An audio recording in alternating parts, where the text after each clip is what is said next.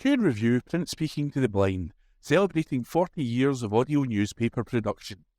Welcome to this week's edition of the Herald Scotland podcast, recorded at the Bishop Briggs Media Centre by our amazing volunteers.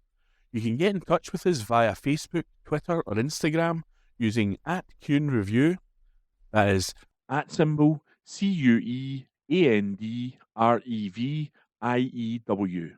You can also contact us directly by emailing information@cunereview.com.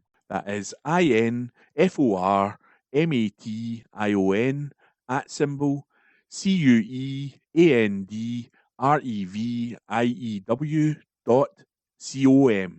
or by calling 0141 772 3976. That's 0141 772 3976. This is from the Herald Scotland of Wednesday the 2nd of July 2025 from the Voices section.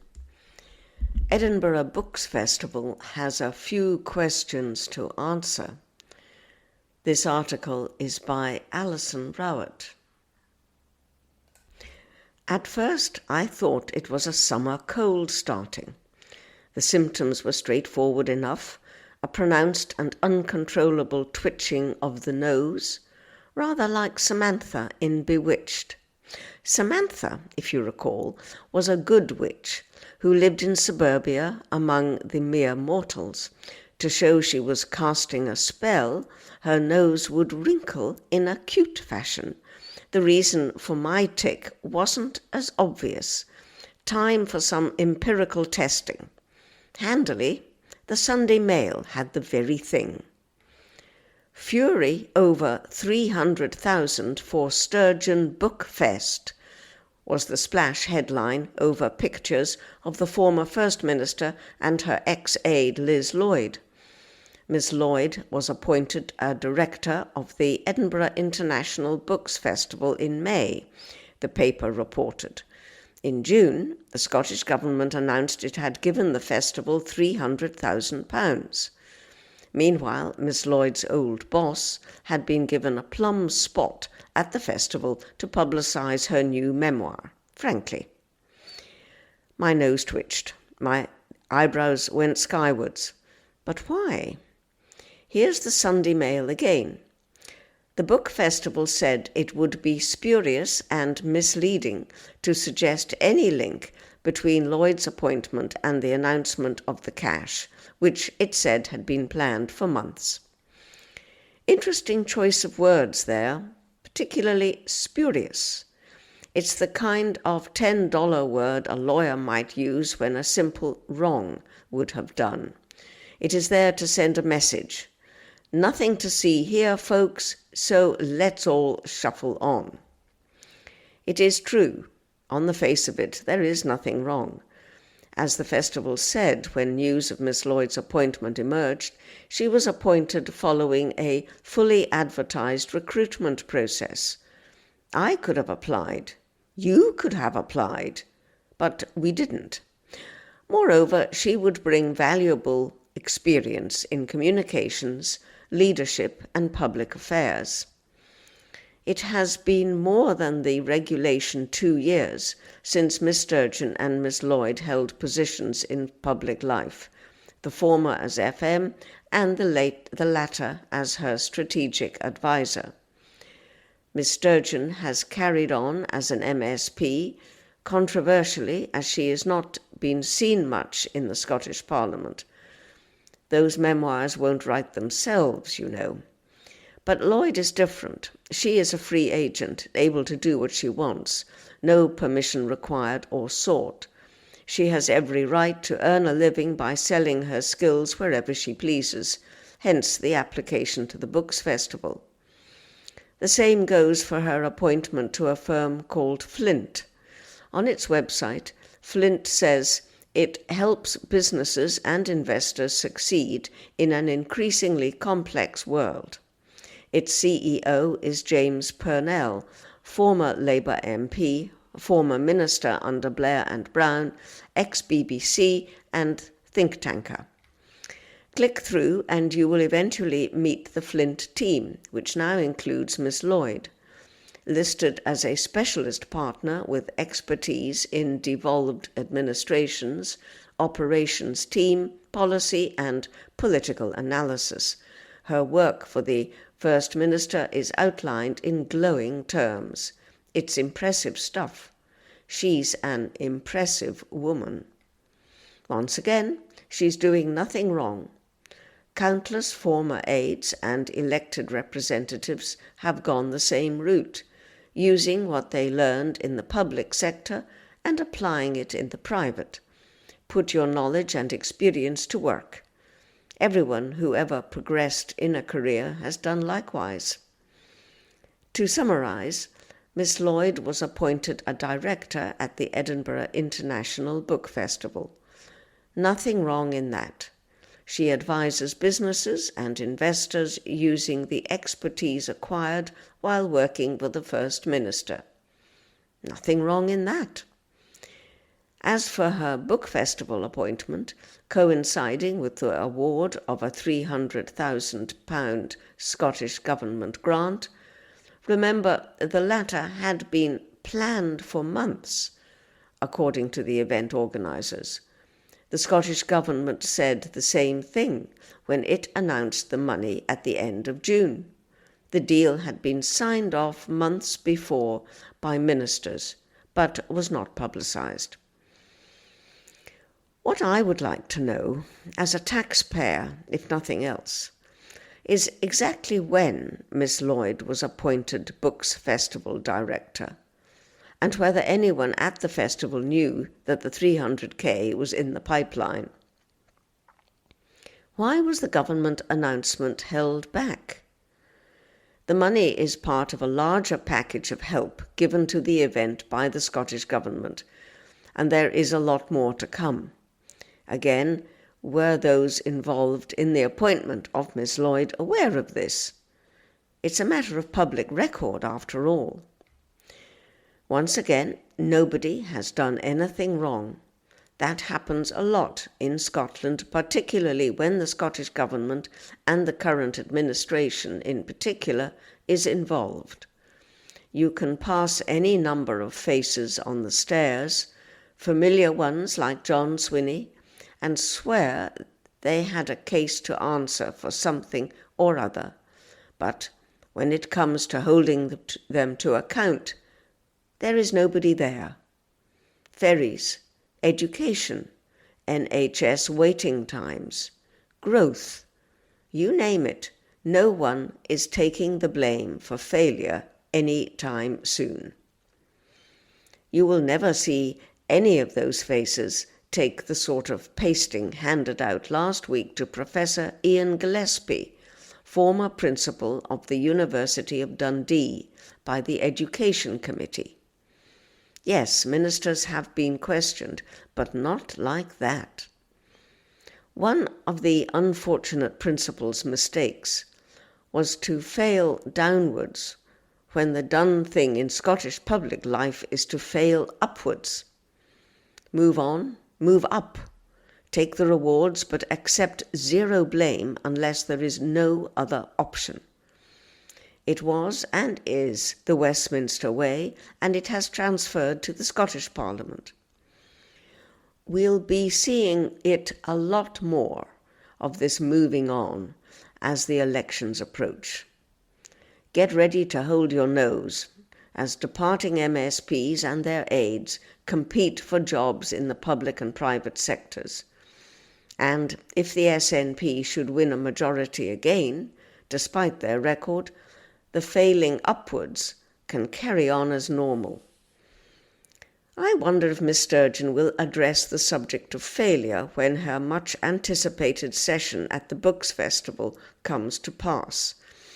If she is up for it, I would like to hear Miss Lloyd's thoughts as well, now that she is a festival director, and in what they call a public-facing role.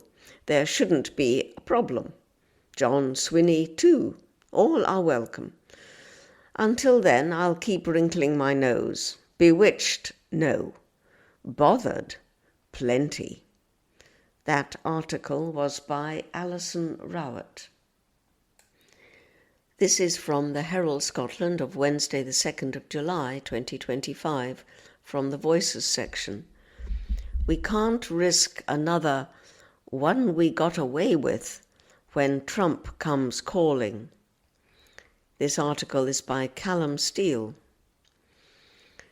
20 years ago this week, all Scotland's chief constables were checking, double and triple checking, the multiple plans drawn up to ensure the safety and security of world leaders ahead of the 2005 G8 summit at Gleneagles.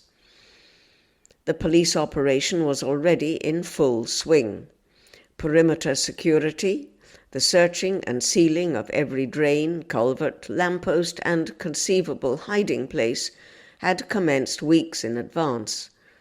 Escort drivers and riders familiarized themselves with primary and alternative routes to the point they could drive them blindfolded.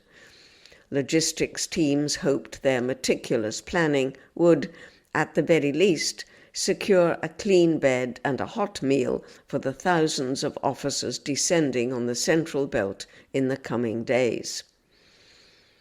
The 2005 G8 summit was anticipated to draw some of the largest protests ever seen at such an event. In anticipation, thousands of officers had been extensively trained in crowd and riot control at the long-since abandoned Law Hospital in South Lanarkshire during the previous year.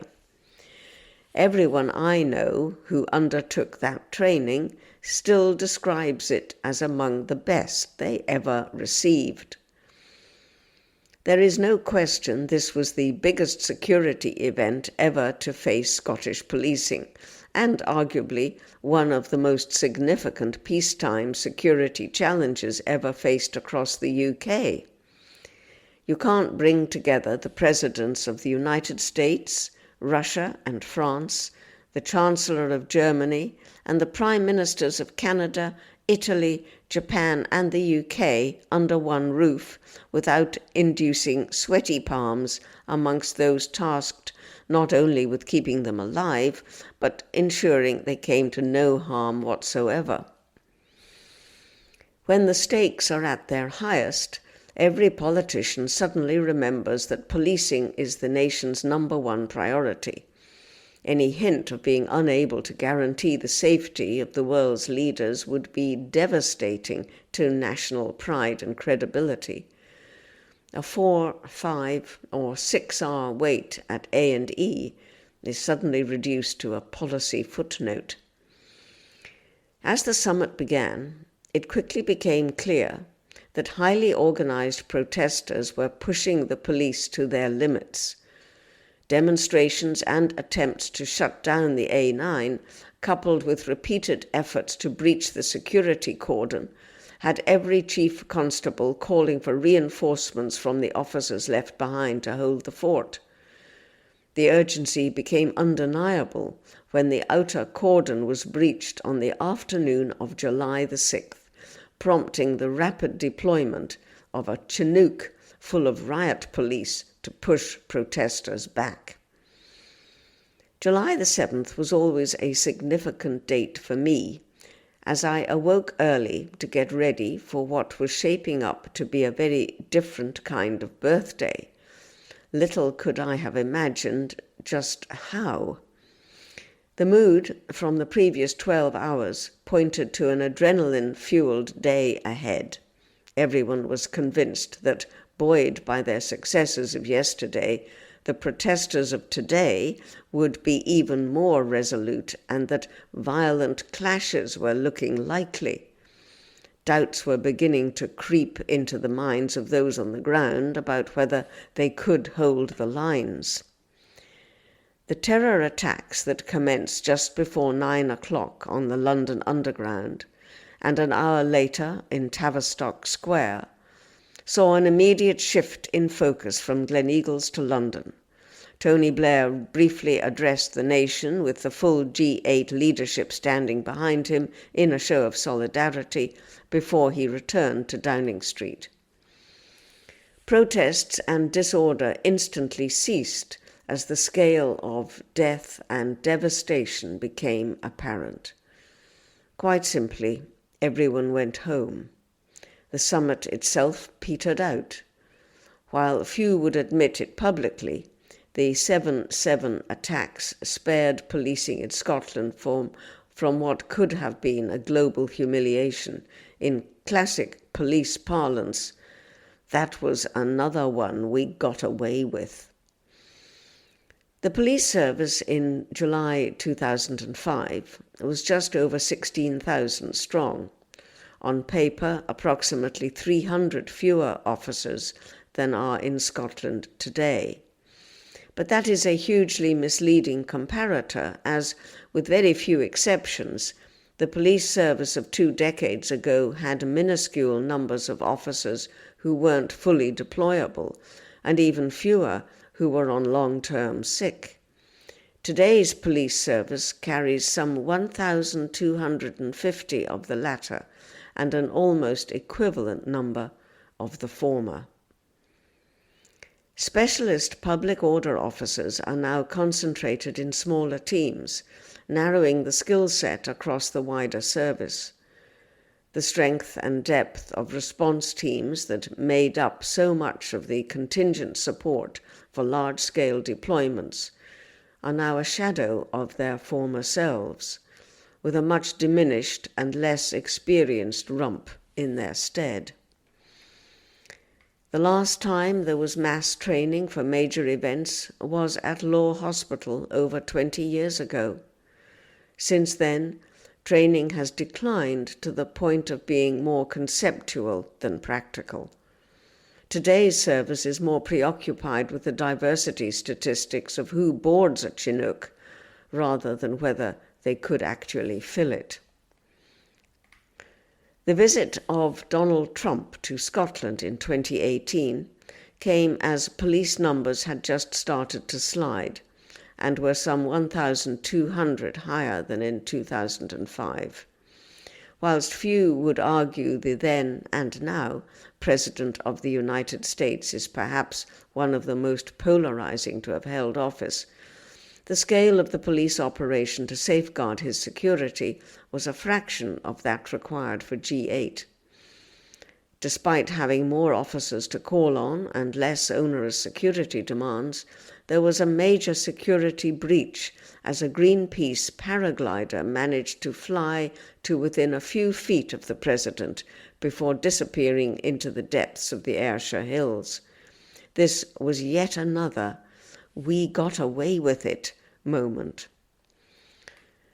With another Trump visit expected in the coming weeks, his security team will undoubtedly review both the 2005 and the 2018 breaches and ask hard questions about the guarantees Scotland can offer. The police's whitewashing on the impact of reducing numbers may work domestically, but they simply can't carry the day. Like it or not, the safety of a US president is a matter of higher national importance than managing protests that may accompany his presence. Police Scotland will need more than a lucky break or a tragic distraction elsewhere to rise to the challenge. We all have to hope that, if for nothing else other than national pride, trust, and confidence in our police service, they are able to do so, as betting on a third "we can get away with it" would be a very risky strategy indeed. That article was by Callum Steele. The Herald Scotland, Thursday the 3rd of July 2025. From the news section, 22-year-old jailed for serious sexual assault in Inverness. Gabriel Mackay. A 22-year-old has been given 4 years in prison following the serious sexual assault of a teenager in Inverness. Cameron Huggins raped a 16-year-old when she was unable to consent due to the effects of alcohol. He locked the door of the room and restrained the teenager before the sexual assault. Huggins was found guilty at the High Court in Edinburgh on Tuesday, 3rd of June, and sentencing was carried out on Wednesday. He was sentenced to 4 years in prison, placed on the sex offenders register indefinitely, and issued with a non-harassment order against his victim. Detective Constable Emma Ellis, Inverness Domestic Abuse and Rape Investigation Unit, said, Hawkins is an abusive individual who has shown no remorse for his violent and predatory actions. We would encourage anyone who has experienced any form of sexual or violent offence, regardless of when it occurred, to report it. We will investigate thoroughly and have specially trained officers and partner agencies who will support you throughout. Article written by Gabriel Mackay. From the Herald Scotland, Thursday the 3rd of July 2025, from the News Etching, exclusive, action to tackle unacceptable empty homes in Scotland announced. Exclusive by Hannah Brown. Housing Secretary Marie McCallan has pledged not to roll back on house building targets as she announces new action to prevent unacceptable levels of empty homes in Scotland. Additional empty homes officers have been recruited to bring more privately owned houses back into use, the Herald can reveal. These officers provide advice and assistance to owners on various options like renting, selling or renovating their properties. They also work with local authorities to identify and address problematic empty properties. The move comes as Scotland is currently facing a housing crisis after a national emergency was declared in the Scottish Parliament over a year ago. Last year, the Herald launched a 7-point charter for change to help end Scotland's housing emergency, including a call to change the law so thousands of Scots found to be at risk of homelessness every year get support earlier to stay in their homes. The Charter for Change also called for the conversion of empty and void properties into affordable, settled homes to be sped up to move people out of temporary accommodation quickly.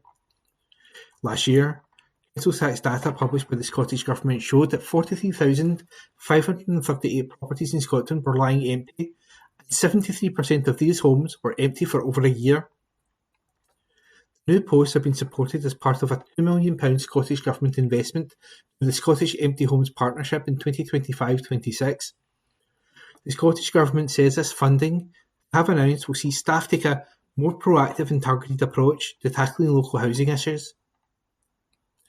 Funding will also be used to train and induct new staff, grow services and ensure empty homes are utilised, including by increasing support for local authorities to make compulsory purchase orders.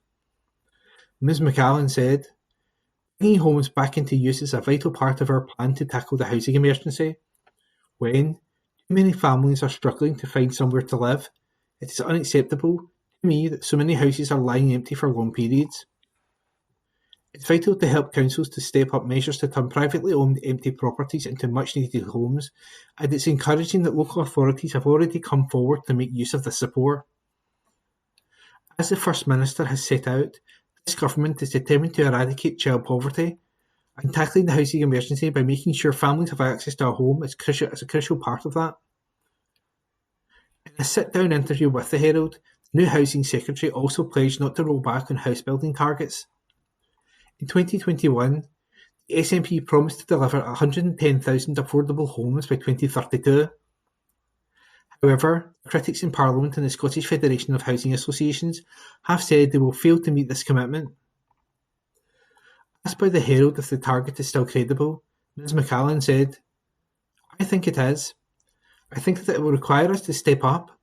It's challenging for a number of reasons, not least costs. The Cabinet Secretary cited inflationary costs that have been bearing down in construction since COVID, as well as rising demand for housing. She added, these are challenging targets, but I think the public expect our governments to challenge themselves. I'm absolutely not intending to roll back on any of that.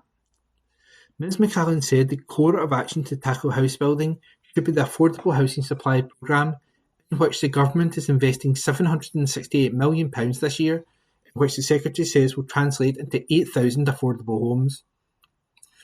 However, she said this is not enough. That is why she's exploring what levers can be pulled to bring empty homes into use to turn around social voids. Ms McCallan also said additional dwelling supplement is also potentially helping with the issue of second home issues. 9 local authorities have so far agreed to employ the additional empty homes officers. Scottish Empty Homes Partnership National Manager Tamina Nizam said, "Every home matters as we work together to end Scotland's housing emergency."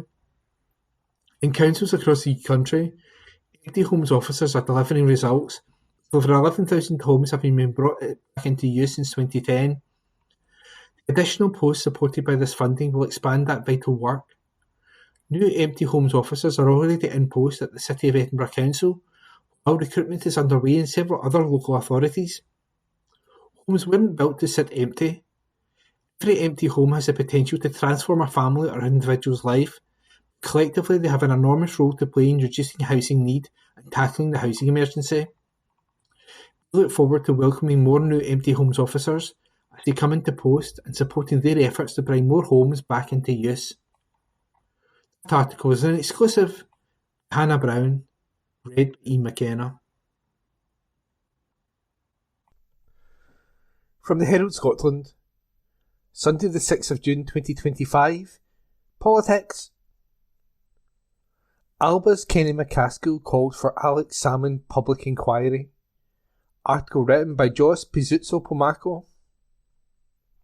Alba's Kenny McCaskill has called for a public inquiry into the handling of sexual misconduct complaints against Alex Salmond, which he labelled a political conspiracy. The comments, which Mr McCaskill made on the Go Radio Politics show, came after he told the Herald on Sunday he would never forgive former First Minister Nicola Sturgeon. The Alba party leader told presenter Bernard Ponsonby, "I think there has to be an inquiry because of what happened to Alex Salmond was fundamentally wrong. I think what we're seeing is obfuscation, to put it mildly, by the Scottish Government.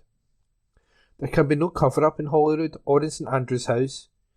We require it to know who did what was done. If that impacts upon Alex, so be it, but I don't believe it does. I believe it will vindicate him because a manifest injustice was done towards him." In an exclusive interview published earlier today, Mr McCaskill had told the Herald on Sunday, "I will not forgive the behaviour of Nicola Sturgeon towards Alex Salmond, and, indeed, the lies told by others. I've been involved with the independence movement for a long time. Even people in the SNP know that there are individuals who have taken actions that are currently under investigation by the authorities relating to Alex. Our position is that we will fully support authorities in doing their job. That is what it has to be. It doesn't mean you give the SNP a blank cheque. I mean, we rightly criticise." Speaking to Mr Ponsonby, Mr McCaskill went on to say he believed the Scottish Government's stance towards Mr Salmond may have contributed to his untimely death. He said, "There was a political conspiracy to do down Alex Salmond. I have no doubt that was a factor in his early death. He wasn't even 70, but what he had to endure. But he was vindicated in the civil courts, with the Scottish Government chastised in the highest court in our land, and in the criminal court a jury of his peers exculpated him." Mr Salmond, 69, died last October while at a conference in North Macedonia.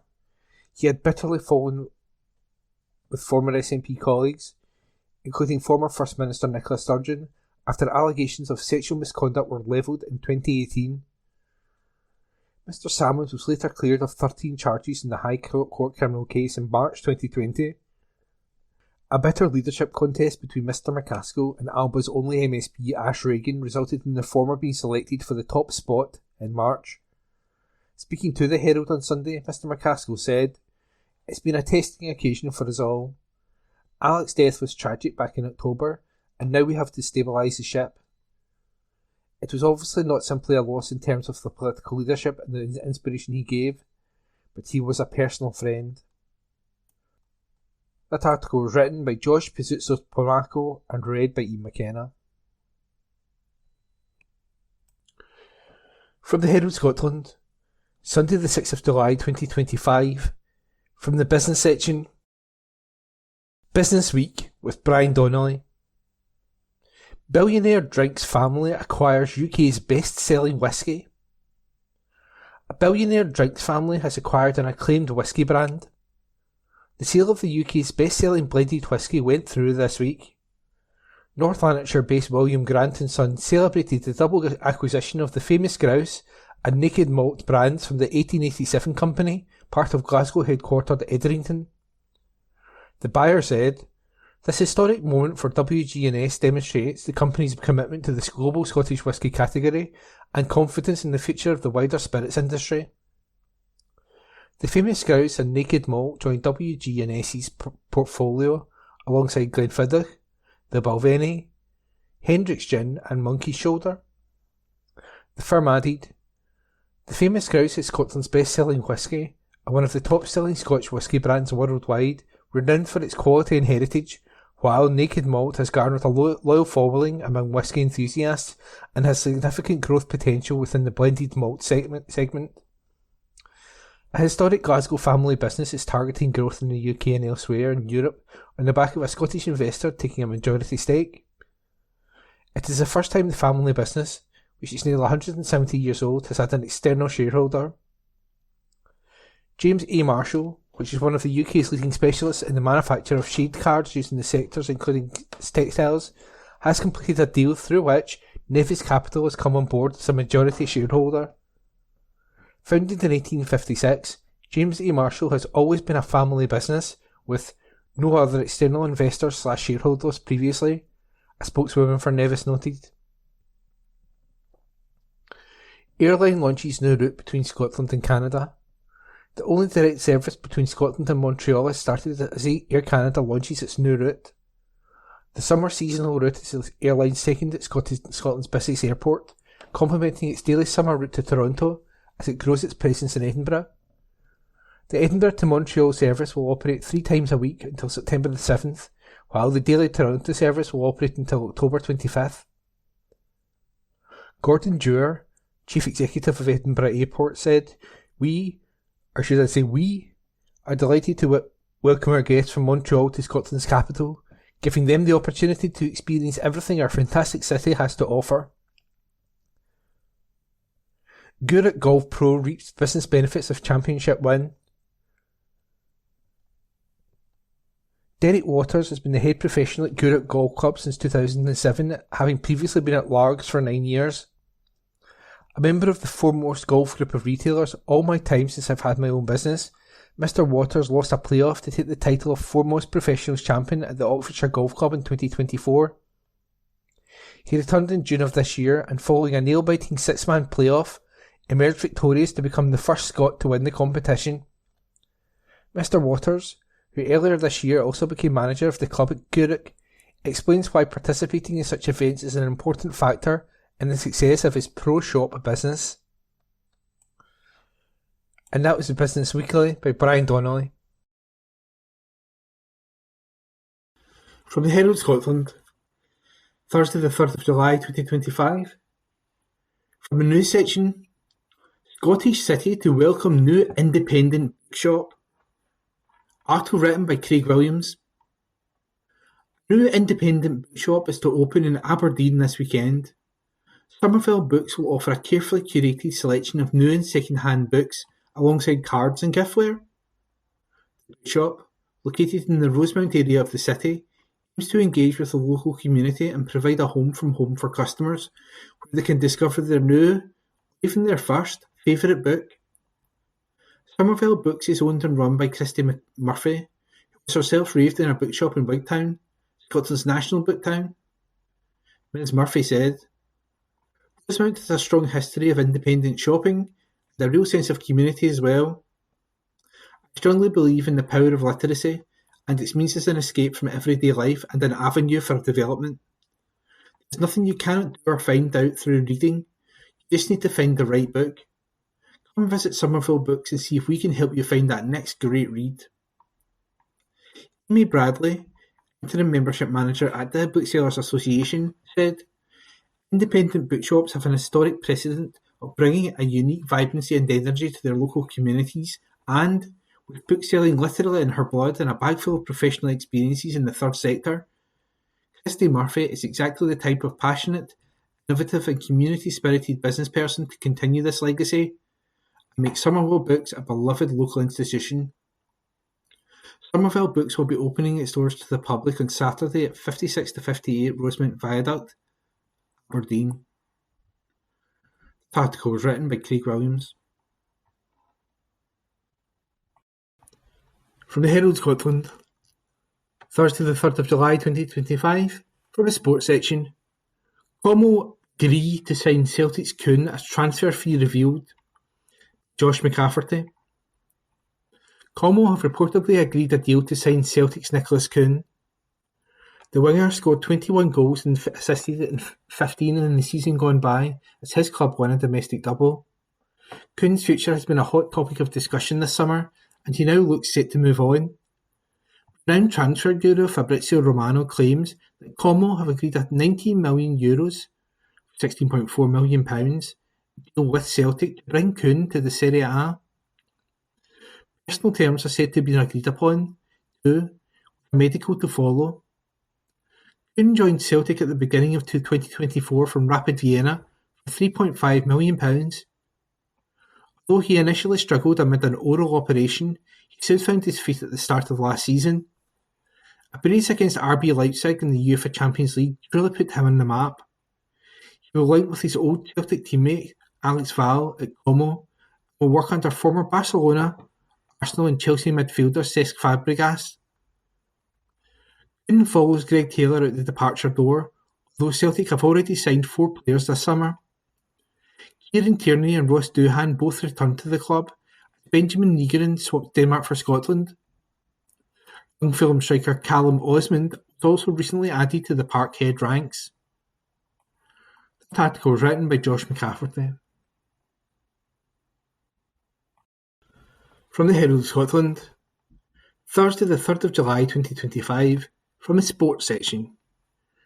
Danny Armstrong makes claim about Scottish accent after Dynamo debut. Article written by Mark Walker. Danny Armstrong made his debut for Dynamo Bucharest, then admitted the biggest challenge he will face in Romania is getting his teammates to understand his Scottish accent. Former Killie Wire completed his shock move to Dynamo at the weekend and immediately joined up with their training camp in Poland. He was handed a debut in a friendly against Cypriot side Omonia Nicosia and came on as a sub in a 2-2 draw. The 27-year-old pinpointed what the main issue could be for him. Armstrong said, "In Scotland it's different because people understand me, understand my accent, but here I have to slow down and speak a little more clearly. I will get used to it and I'm looking forward to learning more about my teammates and making friends along the way. I want to make Dynamo the most successful team possible, to contribute with assists and goals. That is my main role in the team. I feel good. I'm excited. When you finish one season, you have to prepare for the next one, so I did a lot of individual training in Scotland just to be ready for the new season now. I want to be in the pitch as soon as possible and get connected with the team, so I feel great. I feel ready. It's good to meet so many different people. I want the fans to be excited, get up from their seats. That's what I'm looking forward to, and also to wear the Dynamo shirt for the first time. I can't wait." This article was written by Mark Walker and read by E. McKenna. From the Herald Scotland, Thursday the 3rd of July 2025, from the sports section. Lawrence Shankland re-signs for Hearts as deal confirmed, by David Irvin. Lawrence Shankland has ended transfer speculation by signing a new contract at Hearts. The striker had been linked with a Tynecastle exit after his contract expired, but has now agreed fresh terms to remain with the club. Shankland, 26, flew out to Spain earlier this week after a contract impasse had been overcome for the forward to return to Hearts. Scotland internationalist has now finalised a 3-year deal to remain in Gorgie until at least 2028 under new manager Derek McInnes. The Hearts boss said of the new deal, "Lawrence not only been ingrained in the club the last few years, he's been a big player for the club. Knows his way about the Premiership, knows his way to goal. It just made so much sense on so many levels for me. I've known Lawrence since he was a young boy, and I know how important family is to him and how important being happy is. I always felt that was a huge advantage for us. Not only does he enjoy his time at Hearts, those family connections are always very strong. I do feel that having that recognised number 9, a goalscorer with real pedigree, Scottish internationalist, the motivation for Lawrence to do well here, and not only a club that he loves, a club that he's happy with. You see the way he's embraced his teammates this morning. He's a really popular boy, but he's got so much to do here. In my time at Hearts, I want to make sure it's successful, and I want Lawrence to feel exactly the same, and he does. We want to be lifting silverware.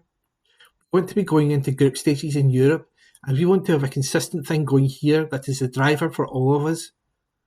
I do feel that having Lawrence in the building gives us a better chance of achieving that. That article was written by David Irvin.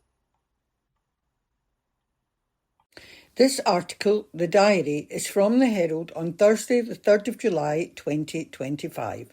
It is found in the Voices section and the snippets are compiled by Lauren Jackson. Our first headline, A Dressing Down. We're discussing this week's Royal Garden Party held at Holyrood Palace, where King Charles, Queen Camilla and Princess Anne shared Greg's chicken pasties and cans of Tizer with a few hundred worshipful subjects of the crown. We jest, of course. It wasn't a pasty and pop scoffathon. Instead, the garrulous garden nosherati tucked into dinky sandwiches and cakes, plus tea and apple juice, and everyone was dressed to impress. Chaps in smart suits, ladies in pretty Edwardian-style summer dresses, with hats as tall and textured as the Manhattan skyline. Can you tell that the Diary is auditioning for a gig with Paris Vogue? Yup, men were dashing, women were dazzling, until they left the party.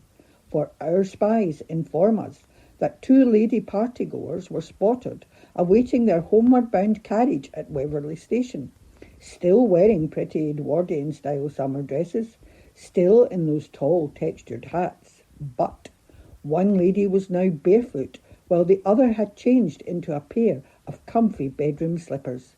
Clearly, it had been a very long day. Home, sweet home. On the subject of Waverley Station, a tannoy announcement was heard on the concourse warning people not to feed the pigeons. The announcer explained that this was to encourage the birds to find a better home. But what could be more ideal than Waverley Station, wonders the Diary, for it has a cafe if the pigeons desire a coffee per cup plus seed cake. There's also a newsagent where the birds can buy a copy of the Herald, thus keeping up to date with essential Diary exclusives. There's even an M&S if the pigeons want to purchase fresh Y-fronts. Come to think of it, maybe the feathered residents should vamoose and let the rest of us move to Waverley. Talking balls.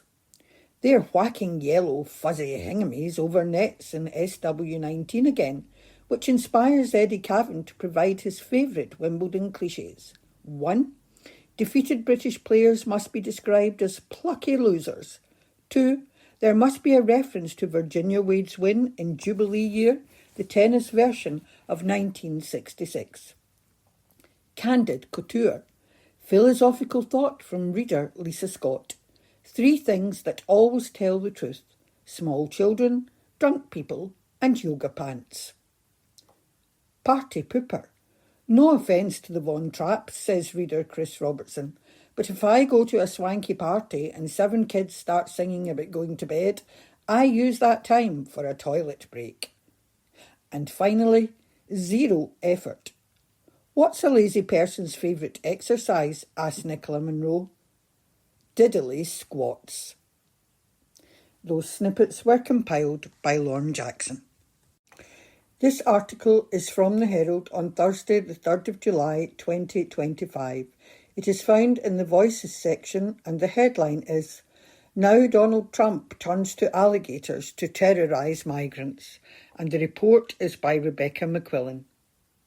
Florida officials have announced they are building something called Alligator Alcatraz. Florida's Attorney General James Uthmeier painted a dystopian picture of this development, a migrant detention facility to be built on an abandoned airstrip in the Florida Everglades, where, if anyone escapes, they risk coming to a gruesome end. If people get out, there's not much waiting for them other than alligators and pythons. Nowhere to go, nowhere to hide, said Uthmeier, probably hoping to slither his way to Donald Trump's notice. Trump did notice. Earlier this week, he jeered that people would have to know how to run away from an alligator to escape it. The Dade Collier airstrip isn't so very far from Palm Beach and Mar-a-Lago, home to Trump and the wealthy elites. Welcome to Florida's version of the Hunger Games. The demise of empathy on one side of US politics is stark and shocking. Undocumented migrants who have lived and worked in the United States for decades, childcare providers, waiting staff, tradespeople, small business owners, supporting the voracious US economy and paying taxes, are going into hiding in fear of deportation raids, in fear of places like Alligator Alcatraz. People who have committed no crime don't go into hiding from the government in healthy democracies. Last month, Donald Trump enacted the next part of the authoritarian playbook by ordering the National Guard into California to crush street demonstrations against his deportations. It was hardly a surprise. He has spoken of dissenters as the enemy from within. Trump's callousness appears to be exactly what a lot of voters love about him. His wall on the southern border and a much tougher stance against migrants were key 2016 election pledges. The wall was an expensive failure, but potent as a symbol of hostility towards the other. That first presidency resulted in thousands of children of migrants being separated from their families and caged, sometimes with inadequate food, cleaning facilities or care, an image of American disgrace. Children cared for lone toddlers. After a torrent of criticism, the policy was supposedly ended, but last year, 6 years on, Human Rights Watch reported that more than 1,300 children had still to be reunited with their families. The word cruel isn't working hard here. This is the dictionary definition. And it is not just a MAGA phenomenon. There are no borders around ideas, and we have seen cruel behaviour playing out here in the UK too. Last summer's riots in several English towns and the vicious attacks on hotels housing asylum seekers should rid us of any complacency on that score. Last month, an outbreak of violent rioting in Northern Ireland resulted in racially motivated attacks. A man, woman and their 4 young children had to escape after their home was targeted in a fire attack. Often, unrest is whipped up, sometimes by politicians, sometimes by social media. Social media has provided platform, validation and community for the hate mongers. Feel furious about women, transgender people, ethnic minorities? There's a place for you in cyberspace. There have always been instances of callous politics here in the UK. Remember Theresa May's Go Home vans in 2013? But the shameless divisiveness really took hold under Boris Johnson. His political rise was fuelled by it, and he seemed often to glory in it. It was Boris Johnson who appointed Priti Patel as Home Secretary, the originator of a scheme to turn precarious, overcrowded migrant boats back in the middle of the English Channel, putting lives in very real danger. It was never enacted after Patel seemed finally to accept it was plain illegal. Migrant boats accounted for a tiny proportion of immigrants, 3%, with ever-rising net migration numbers down to the issuing of visas by the Conservatives themselves. But it was a classic example of scapegoating by a government that was failing on most metrics. The worry is that the more politicians promote inhumane policies, the less shocked we are by them and the more they are tempted to ramp them up further. Suella Braverman shamelessly cranked up the hysteria around those migrant boats, describing them as an invasion and suggesting the answer was to deport all migrants to Rwanda at enormous expense, a country that the UK's own parliament had declared unsafe. Labour, thankfully, put paid to that. None of this, by the way, is to suggest that having concerns about immigration is in any way inhumane. The issue is the demonisation of migrants themselves and the promotion of ruthless policy responses. Addressing immigration levels is something politicians must do. characterising migrants and immigrants as the root cause of the deep, broad and thorny social and economic problems facing countries like the US and UK, is grotesquely dishonest. We can debate where this is all coming from, but the worrying question is, where is it taking us? Down a dangerous path, that much is clear. Cruelty begets cruelty. All this is taking place against a backdrop of a self-confidence crisis among moderate political figures, particularly in the US. They must find their voice, extending empathy to those, like some disillusioned white men, who feel blamed for society's ills and frozen out of the compassion matrix, but at the same time standing absolutely firm against a narrative in which small groups are blamed and demonised. "Don't run in a straight line. Run like this," Trump said to reporters, zigzagging his hand, demonstrating how to escape alligators. "And you know what? Your chances go up about 1%. Mirthless jokes about vulnerable other minorities trying to escape man-eating animals. This is what happens when empathy dies. That report was by Rebecca McQuillan. The Herald, Friday the 4th of July, an exclusive article. Bereaved parents denied legal aid attack Peter Murrell Award by Kathleen Nutt. Bereaved parents have attacked a decision to grant Peter Murrell legal aid after their application was turned down. Karen and Martin Murphy from Cambuslang said it was unfair and highlighted an imbalance in the legal aid system. The couple's daughter Freya died when she was just 7 days old after being born at the Queen Elizabeth Hospital in Glasgow in July 2018. Complications developed during Karen's labour and Freya was starved of oxygen, causing severe brain and organ damage. Last year, a fatal accident inquiry recommended NHS Greater Glasgow and Clyde should review staffing levels across all shifts to ensure its labour wards are adequately staffed at the weekend and in the evening. Ahead of the inquiry, the couple applied for legal aid in order for a lawyer to represent them at the hearing and to make sure Freya's case was properly presented. But their earnings exceeded the means-tested threshold and their application was refused. Mrs. Murphy, a teacher of pupils with additional support needs, was in receipt of sick pay following a period of leave after Freya's death, while Mr. Murphy was a student at the time after deciding to retrain. They managed to hire a lawyer and came to a financial agreement with law firm Thompson's relating to a pending civil case against Greater Glasgow and Clyde NHS. They spoke out after it was revealed that Mr. Murrell, a former SNP chief executive, is to receive legal aid after being charged with embezzlement. It seems unfair that someone would be charged with something like embezzlement and receive legal aid, but grieving families are denied it, said Mrs. Murphy, 40. It does highlight an imbalance in how legal aid is awarded.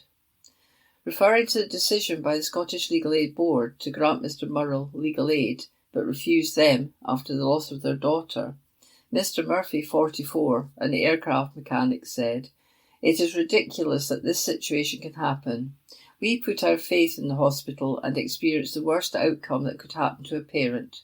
We then had to find a way of paying to have proper representation in a court of law." Freya was the couple's first child, and they went on to have 3 more children. They say the decision to have a lawyer represent them at FAI helped to ensure questions they were presented. They were calling for legal aid to be awarded automatically to bereaved families whose loved one's death will be investigated at an FAI. Unless you pay for it, you do not have a representation at a FAI. It is an extra burden put onto the family, said Mr. Murphy. Mrs. Murphy added, legal aid should be automatic for bereaved families at FAIs. You are there hearing lawyers speak about what happened to your loved one. We said to each other, imagine if we didn't have anyone representing us. It was really helpful having a lawyer explain what was happening and put things in non-legal language. Without a lawyer, it would have been even more difficult. Having a lawyer was a huge help. We knew we had someone there for us, someone there who could speak for Freya. Families whose relatives' deaths are the subject of FAIs can apply for legal aid, but with funding stretched, the chance of receiving it is extremely low.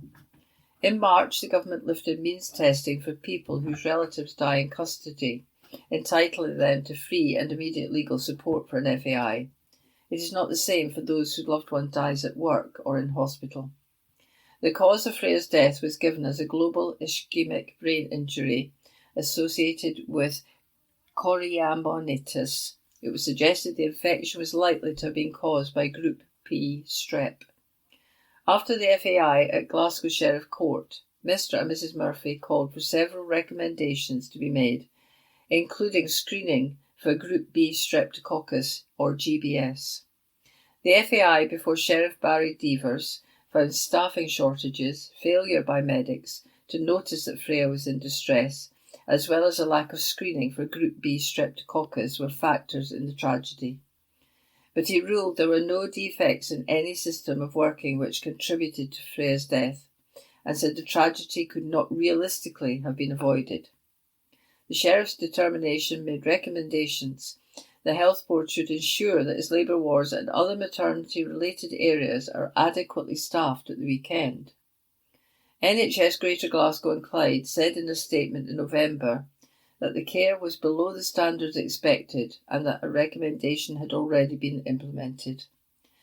Dr. Claire Harrow, Deputy Medical Director for Acute Services at NHS Greater Glasgow and Clyde, said, "We would like to extend our sincerest condolences to the family of Freya Murphy and once again to apologise for the distress they experienced. The care Freya received fell below the standards expected, and for this we are very sorry. We have received the findings from the FAI. The recommendation for NHSGGC on staffing has already been implemented." Mr. Murrell, 60, was SNP Chief Executive for over 20 years before he stood down from the post in 2023. He was arrested later that year as part of the Operation Transform police probe into SNP finances, but released without charge. He was then charged in connection with embezzlement and appeared in court in March. Mr. Morrell appeared at a private petition hearing at Edinburgh Sheriff Court. He made no plea or declaration and was committed for further examination and bailed. The Crown Office said there were no dates for a future hearing. The Scottish Legal Aid Board has confirmed an application for solemn legal aid by his solicitors was granted on April 30th, and no payments have been made to date. Mr. Morrell and former First Minister Nicola Sturgeon married in 2010 and were regarded as Scotland's most prominent political power couple. In an Instagram post, she announced earlier this year that their marriage had ended. "With a heavy heart, I am confirming that Peter and I have decided to end our marriage. To all intents and purposes, we have been separated for some time now and feel it is time to bring others up to speed with where we are. It goes without saying that we still care deeply for each other and always will. We will be making no further comment." Miss Sturgeon was arrested as part of Operation Transform in 2023 and released without charge. She is no longer a suspect. Minister for Victims and Community Safety Siobhan Brown said, "I wish to send my decent condolences to Freya Murphy's family, who have endured so much heartache since their daughter died in 2018. Publicly funded legal assistance is available to all who meet the eligibility criteria on matters of Scots law, which includes civil legal aid for all fatal accident inquiries." A spokesperson for the Scottish Legal Aid Board said, "All applications for civil legal aid, including those for representation at fatal accident inquiries, have to meet strict eligibility tests set by legal aid legislation. Any changes to the eligibility tests or financial limits would require either changes to the legislation or a determination by the Scottish Government." The Herald, Friday the 4th of July, from the news section. Passengers face disruption with Glasgow Airport staff set for strikes. Travellers through Glasgow Airport are set to face disruption with strike action expected to take place. Around 450 workers are expected to take strike action in unresolved disputes against 3 companies based at the airport. The 3 companies involved in pay and working conditions disputes include Glasgow Airport Limited, ICTS Central Search and Swissport. An emphatic 98.7% of Unite members employed by Glasgow Airport Limited have backed industrial action to secure better pay, with around 100 workers already rejecting a basic 4% pay offer. The Glasgow Airport Limited workers include airport ambassadors, airside support officers, engineers and managers. A further 250 ICTS central search workers are in a dispute over understaffing, working conditions and pay. Those workers deal with passengers directly at security and are currently being balloted on a pay offer on basic pay, shift allowances and overtime rates. Another 100 Swissport workers are also in dispute over working rotas and work-life balance, as well as health and safety concerns.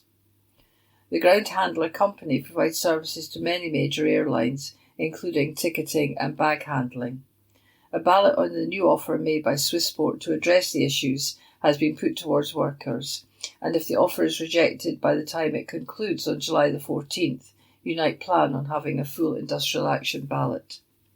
Unite General Secretary Sharon Graham said, "Employers at Glasgow Airport will not get away with underpaying or mistreating Unite's members.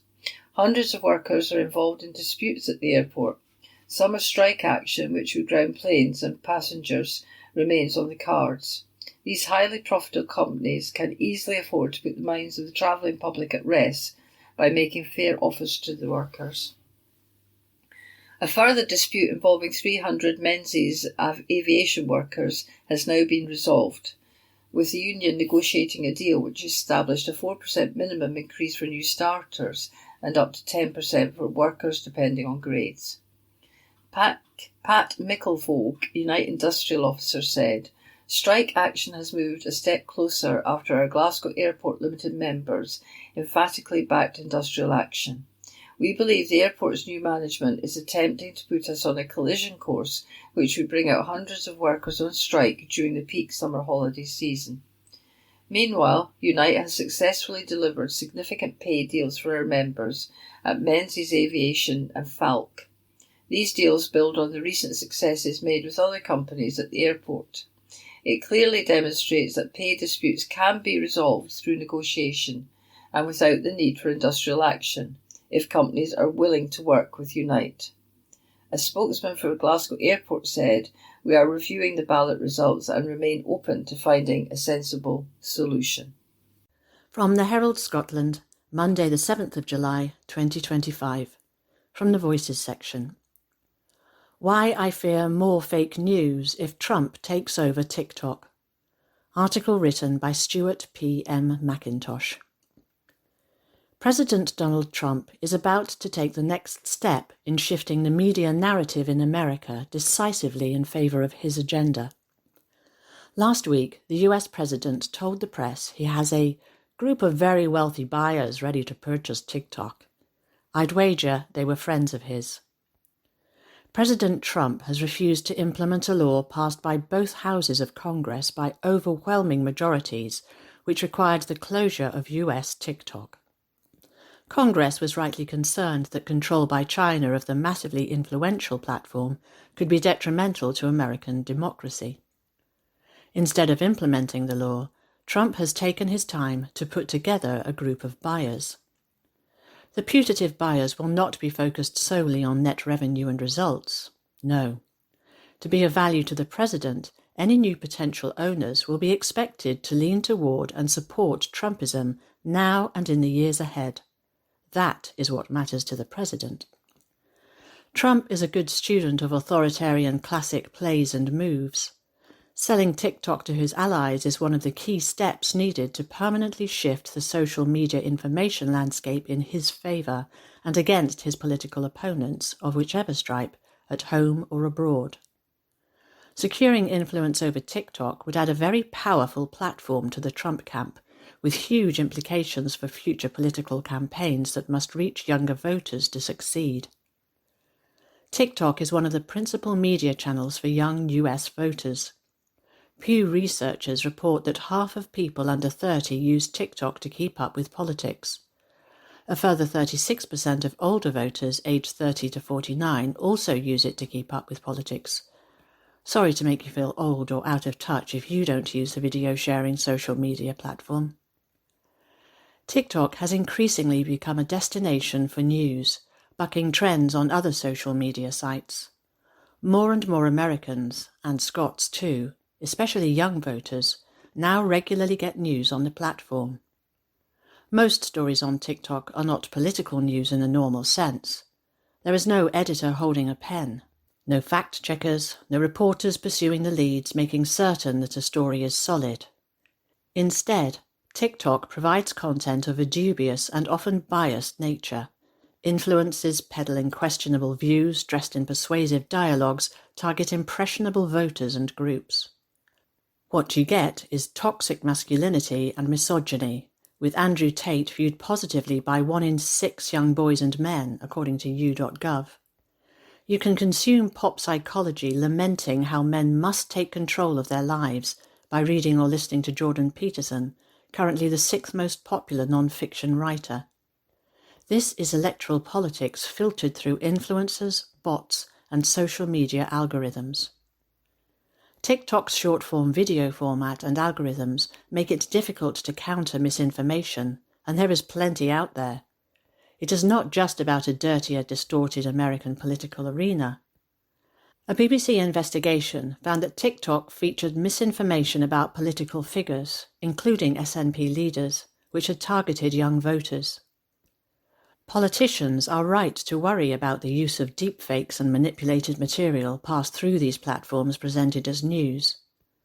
Canadian Prime Minister Mark Carney's campaign saw the spread of fake images of Carney alongside convicted criminal Jeffrey Epstein. Looking ahead, I expect more of this type of misinformation. Sadly, the quality and believability will increase as AI models improve. Trump's TikTok takeover, if successful, could follow the playbook of Hungary's Viktor Orban or Russia's Vladimir Putin. Cow the free press, threaten them with legal action, force self-censorship, then flood the zone with misinformation and lies regurgitated by supportive influencers and outlets as Trump sees greater control of social media information. By putting together the TikTok deal, President Trump is seeking to shift the debate in his favour against the Democrats. Will the Chinese government agree to the deal? If okaying the deal means a rollback of punitive US tariffs against all Chinese imports, I suspect Beijing will take that deal, even if it is unpalatable. Now, a Trumpian Farage-sympathetic TikTok does not guarantee electoral wins, but it could make them more likely in the US and UK. And Facebook, Instagram and YouTube play their own increasingly distortive part. Nigel Farage is all in on YouTube. It is a great medium for his corrosive demagoguery. The battle for voters' attention online will go on in earnest. Opponents of autocracy in the US and UK must grasp how important it is.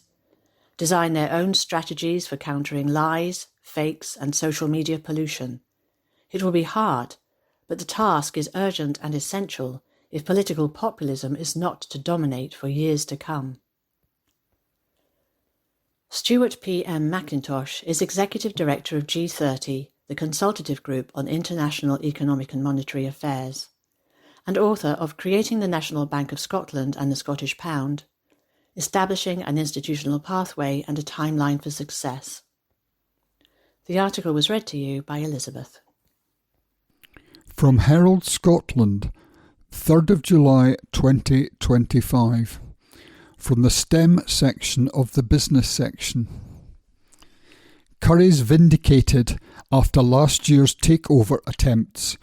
Article by Christy Dorsey. Currys has put talk of cut-price takeovers firmly in the rearview mirror, with a robust rise in annual profits and its strongest year-end balance sheet in more than a decade. The company's turnaround strategy has successfully nailed the combination of digital with bricks and mortar to deliver £162 million in pre-tax profits for the 12 months to May the 3rd, up 37% on the previous year. Revenue across the UK and Ireland rose 6% to £5.3 billion, but remained largely flat in the Nordics. Against such a performance, it is rather odd to recall that only last year the electrical retailer was fending off unwanted suitors. Activist investor Elliott, headquartered in the US, finally withdrew its interest in March 2024 after a final offer that valued Currys at £757 million was dismissed by its board of directors. Chinese online retailer JD.com followed suit the following day, saying it would not make an offer for the electricals retailer. The board, led by Chief Executive Alex Baldock, have been vindicated in their decision to stand firm. Shares in Currys have risen by almost 70% during the past year, giving the company a market valuation in the region of £1.45 billion.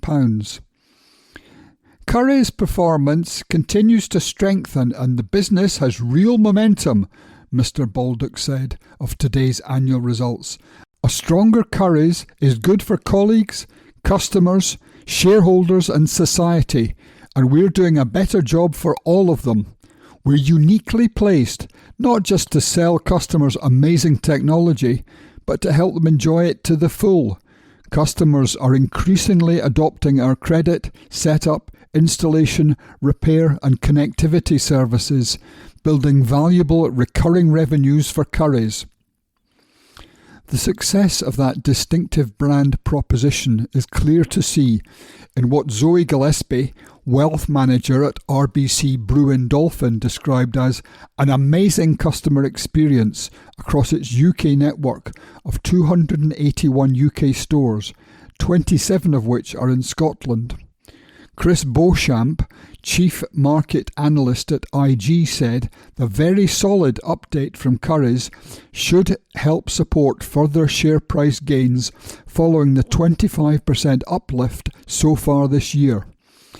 The dividend has made a return and performance looks good across the broad range of the business, Mr. Beauchamp added. At 7 times earnings, the shares look cheap compared to the more positive outlook, which is a rare thing to say in UK stocks right now. Nevertheless, challenges remain. Premium mobiles and AI laptops have been areas where Currys is a market leader, but some industry experts question whether the product innovation from manufacturers is sufficient to support growth forecasts for those categories.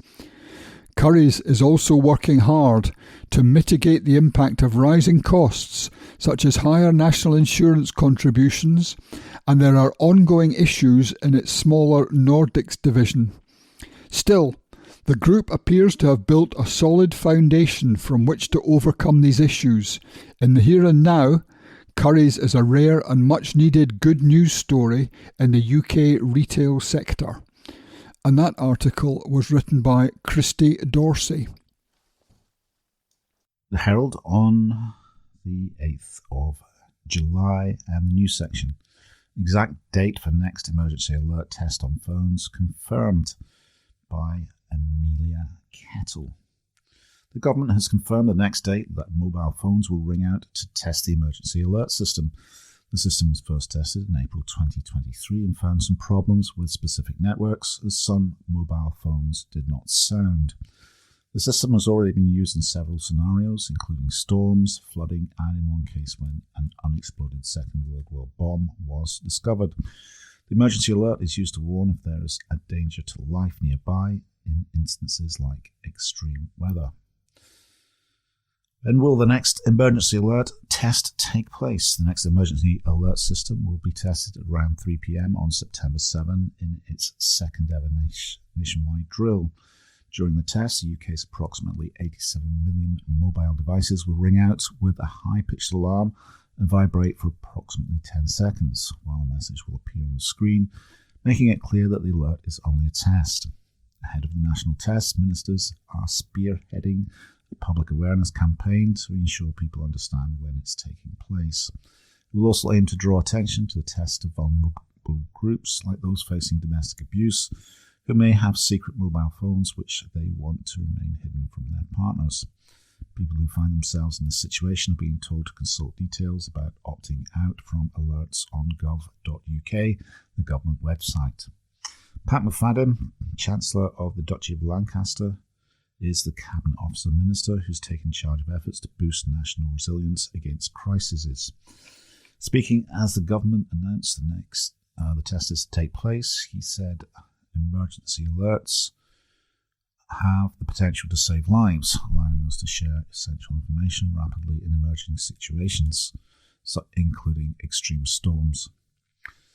Just like the fire alarm in your house, it's important we test the system so that we know it will work if we need it. And that was by Amelia Kettle. The Herald on the 8th of July and the news section. Holidaymakers, expensive mistake travelling without cash by Jade Wright. Forgetting to take cash when abroad could be an expensive mistake for some holidaymakers, according to research, with more than 1 in 3 having found themselves caught out when needing physical money in a local currency when they land overseas. Around 39% of holidaymakers have found themselves in unexpected situations where cash was required while they were abroad, according to a survey commissioned by website Be Clever With Your Cash. The most common expenses included tipping, taxi fares, and shopping at local or independent retailers, according to the research. Prepaid and specialist travel cards can make it easier to rely less on physical cash while travelling overseas, but those suddenly needing that cash could end up paying extra costs. The survey carried out by Opinium among 2,000 people across the UK who have travelled abroad indicates. Research found some people who had to make an emergency cash machine withdrawal on their last trip overseas were charged an ATM fee. Some people also said they turned to airport exchange desks for last-minute cash, even though they may potentially be getting a worse deal than if they had shopped around for their travel money and planned ahead. The website said that stepping outside major cities can also present challenges, as rural and remote areas in some countries could be less likely to accept cards. Amelia Murray, a money expert at Be Clever With Your Cash, says there's still a blind spot when it comes to cash. Many people assume that having a fee-free card is enough, but that can be a false economy if you end up using an ATM abroad that charges or gets stung by poor exchange rates. It's not about carrying wads of cash, it's about being prepared for those moments when a card simply won't cut it. Ms. Murray suggested packing a cash cushion, a small amount of local currency that could be useful for tipping, local travel, or if holidaymakers end up somewhere that does not accept cards. She also suggested that holidaymakers make sure they understand their card's policy on fees and currency conversion before they travel. People may also want to check how much they would be covered for by their travel insurer if their cash is lost or stolen while they are abroad. Research released by financial information business De Facto in May indicated that 91% of annual and 86% of single-trip policies included cash cover as standard. Just over a third, 35% of single-trip travel insurance policies covered as much as £200 to £299, while a quarter, 24%, covered between £300 to £399, according to De Facto's analysis. And that was by Jade Wright. The Herald on the 8th of July and the news section. Scottish economy and stronger showing as optimism leaps, by Ian McConnell. Scotland's private sector economy last month achieved its strongest growth since November 2024, a key survey shows, and it recorded only a marginal drop in employment as its labour market proved second most resilient in the UK in June, according to the Royal Bank of Scotland's latest growth tracker report published today. The report also reveals that Scottish companies' overall optimism about the prospects for increased business activity on a 12-month horizon increased to its greatest for 8 months, although it was nevertheless below the UK average. Although growth of Scotland's private sector economy in June accelerated from the pace recorded in May, it remained modest. Expansion continued to be driven by the services sector, with manufacturing output falling again. Scotland was placed 6th in the league table of the 12 UK nations and regions in terms of growth of its private sector economy in June. In May, it was 5th place. The headline Royal Bank Growth Tracker for Scotland, which measures the month-on-month change in combined services and manufacturing output, rose to 50.9 in June from 50.5 in May on a seasonally adjusted basis. A level above 50 represents expansion. Royal Bank noted that the June reading signalled a second consecutive monthly rise in business activity. He added, while the uptick was modest overall, it was the strongest since November 2024. Only in Northern Ireland was there a rise in private sector employment last month. Scotland, with its marginal fall in private sector employment in June, was second of 12 in the UK league table on this measure. It was the only one of the 12 UK nations and regions to record a rise in private sector employment in May in Royal Bank's Growth Tracker survey. In Scotland, services firms increased their staffing levels in June amid upturns in the new business and activity, the Growth Tracker report shows. However, this was offset by another month of job shedding at manufacturers north of the border. Commenting on the rise in confidence in Scotland's private sector in June, Royal Bank said private sector companies operating in Scotland remained optimistic about the year-ahead outlook for activity in June. The degree of positive sentiment edged up for a third straight month to the highest since October 2024, but was weaker than that recorded for the UK as a whole. Confidence across Scotland was supported by plans to introduce new product lines, improved operational performance, and strategic marketing efforts. The survey signals improved optimism among manufacturers in spite of the latest fall in output in this sector. Royal Bank said of the labour market in June, a near-universal fall in headcounts was noted across the 12 monitored UK regions and nations, with Northern Ireland being the sole exception to this trend. Among the remaining areas, Scotland experienced the least pronounced drop in employment and one that was only fractional. Judith Cruikshank, who shares Royal Bank Scotland's board, said Scotland's private sector recorded a sustained uptick in activity at the end of the second quarter, with growth predominantly driven by service providers. In contrast, the manufacturing sector faced a challenging demand environment, leading to overall declines in new business and production. Despite these sectoral differences, firms exhibited an increased optimism about the future, with manufacturers reporting positive growth forecasts for the first time in 3 months. She added, in June, private sector firms encountered sharply rising operating costs, but selling price inflation slowed notably. This suggests a willingness among businesses to absorb some costs to bolster sales.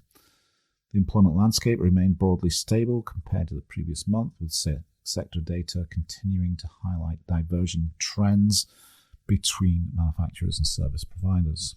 Sebastian Burnside, chief economist at the Royal Bank of Scotland parent company NatWest, said of the UK picture, it was a positive end to the second quarter, with most UK nations and regions back in growth territory, even where business activity dipped in June, with the rates of decline being only modest and performances better than seen on average over the first half of the year. Those areas are still in what we dub recovery territory. The same is true for underlying demand. New businesses either rose or was on a more stable footing compared to earlier in the year. He added the labour market is the main weak spot at the moment, as the combination of wages pressures and underutilised capacity encourages firms to look for productivity gains where possible. Encouragingly, cost inflation has come down from a high seen in the spring, dropping even further in June across most parts of the UK. Businesses in all areas have been able to make smaller and smaller price increases of their own in the last couple of months, relieving some of the pressure on demand. That was by Ian McConnell. The Herald on the 8th of July and the news section, Scottish workplaces rife with sexual harassment, Unite says, by Josh Pizzuto Pomako. Bosses must crack down on an endemic sexual harassment in Scottish workplaces, a leading trade union has claimed. A nationwide survey of more than 1,000 Unite The union members found that almost 10% of women had experienced sexual assault at work, while 46% reported unwanted flirting or sexual remarks from colleagues. 38% of respondents claimed they had been touched inappropriately while at work, and 52% said they'd been recipient of sexually offensive jokes. However, 3/4 of respondents said they had not reported the incidents to superiors. One woman who works in the civil air transport industry said 2 of my friends were sexually assaulted on a work trip and was involved in the investigation for months. The man in question is still flying in a managerial position. The company did nothing to support my friends or keep them safe. Another respondent who works in the food and drinks industry added, I reported disgusting behaviour and sexual comments from contractors which I had put up with for over 2 years and nothing was ever done about it. I refused to work with them in the end and they were still given work for over 12 months afterwards until another female colleague reported them and an action was finally taken. It made me feel worthless knowing that nobody had taken any notice of what I had said, and action was only taken after reports from another female colleague. Unite has called for greater protections for those experiencing workplace harassment, including mandatory sexual harassment training for all employees, standalone sexual harassment policies, and extra legal support from the government. The survey, which polled 1,100 Scottish women, found that only 26% of respondents believed their employer had done enough to promote zero-tolerance sexual harassment policies. The trade union also called on the government to do more to enforce the 2023 Workplace Protection Act, which states that employers must take action against workplace harassment. Unite General Secretary Sharon Graham said staff safety should be among the highest priorities for employers, but the results of our Scottish survey are damning and show women workers are being failed by bosses.